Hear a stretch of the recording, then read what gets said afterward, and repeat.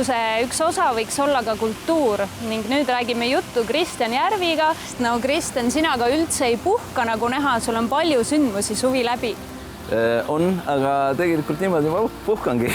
Mul on igasugused huvitavad asjad, huvitavate inimestega, loon keskkondi ja meeleolu ja tegelikult see ongi see terve elu, mis meil on, eks ole.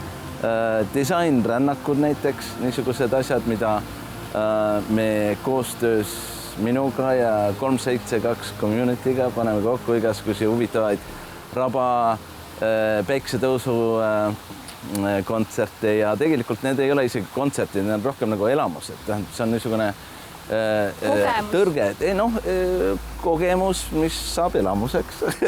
Ja tegelikult see on moment, mis rohkem nagu selgitab inimestele keskkondlikult nagu meie olevasolu ja torkab võib-olla selle eksistentsi mõtte natukene laiemaks. Sellepärast, et vaata, me keerleme siin mingisuguse palli peal kosmoses, eks ole, mõnikord me oleme nii detailides kinni, et me unustame ära, kus me oleme, mida me teeme ja miks me teeme.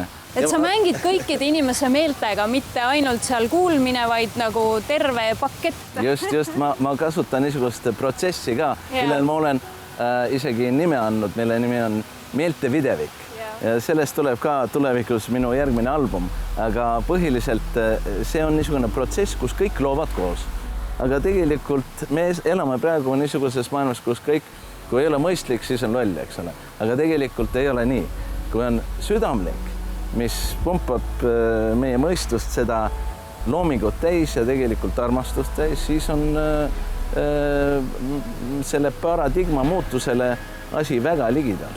Me lähme Nordic Amazoniast, me lähme tormi peale ja tegelikult vaata, Shakespeare'i torm on nii geniaalne värk, just meie, igal ajastul on tegelikult samad inimkonna probleemid, kõik ahnitsevad ja võimutsevad ja egoismi täis ja igasugused kartused tegelikult on selle mootor, eks ole, see sütitab meid olla, mitte väga meeldiv. Aga kui me tegelikult saame sellesse teaduses aegruumi, eks ole, et kuule, tegelikult loobumine kõik sellest ja andmine on see, mis tegelikult tekitab seda õnne, mida me väga-väga otsime. Iga inimene otsib õnne, eks ole. Ja kui me annetame oma loominguga ja lahkusega ja headusega, siis kõik tuleb meile tagasi. Ja tegelikult Prospero, kes on peamine tegelane seal sellest Shakespeare'i Tempestist me räägime ja see on, tõlge on torm, eks ole. Me elame ju kõik tormi sees ja nüüd me näitame, kuidas lõpuks see Prospero, kes võib-olla mina, sina, ükskõik, kes see võlur on seal, eks ole, need loobuvad oma võluvõimetest, need loobuvad nendest asjadest, mis tegelikult need on endale selleks kindluseks tekitanud, mis on kõik need asjad, mis omandused, eks ole, igasugused need rahalised ja materiaalsed ja isegi vaimulised. Ta loobub nendest asjadest. Tegelikult sinna ma tahaks kõiki inimesi viia. Sellesse momenti, kus on avastamisrõõm, kus on armastus, kus ei ole kartust, kus on isegi piga, ilus. Ja see ongi tegelikult meie terve elu ja ma armastan seda elu nii palju, et tegelikult ma tahan seda sellel viisil, nagu mina näen seda, jagada kõikide teistele.